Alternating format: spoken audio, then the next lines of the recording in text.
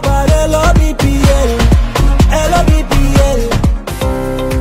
Bangladesh premier league BPL এর একাদশ আসরের পর্দা উঠতে যাচ্ছে আগামী 30 ডিসেম্বর।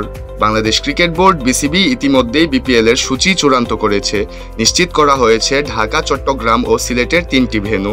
এই টুর্নামেন্টকে বৈশ্বিক পরিমণ্ডলে ছড়িয়ে দিতে আয়োজন ও ব্যবস্থাপনায় নতুনত্ব আনার কথা আগেই জানিয়েছিলেন বিসিবি সভাপতি ফারুক আহমেদ। এর আগে যা কখনোই হয়নি, এবারের বিপিএল এ দেশের ক্রিকেট প্রেমীদের সে আমেজই দিতে চাচ্ছে বিসিবি। সব টিকিট মিলবে অনলাইনে, গ্যালারিতে থাকবে ফ্রি পানির ব্যবস্থা।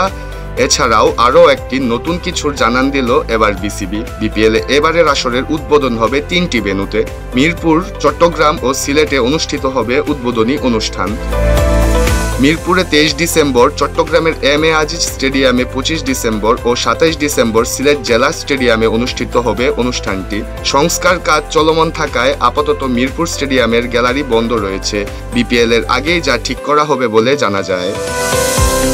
তাই উদ্বোধনী অনুষ্ঠান ঢাকার আরেকটি মাঠ বনানীতে অবস্থিত আর্মি স্টেডিয়ামে করার চিন্তা করেছিল বিসিবি, কিন্তু মাঠটি ফ্রি না থাকায় পরিকল্পনা ভেস্তে যায়।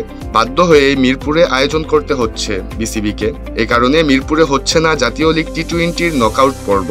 11 থেকে 24 ডিসেম্বর হতে যাওয়া এই আসরের প্লে অফ পর্বের 4টি ম্যাচ মিরপুরে হওয়ার কথা ছিল।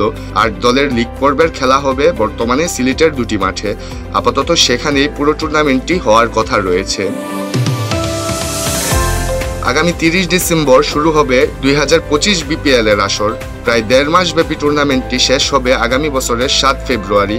এবারের বিপিএল এর 7টি দল হচ্ছে Dhaka Capitals, Chittagong kings, Durbar Rajshahi, fortune Barishal, Khulna tigers, Rangpur riders ও সিলেট স্ট্রাইকার্স। ইসরাত বিন রহমান, ঢাকা প্রকাশ।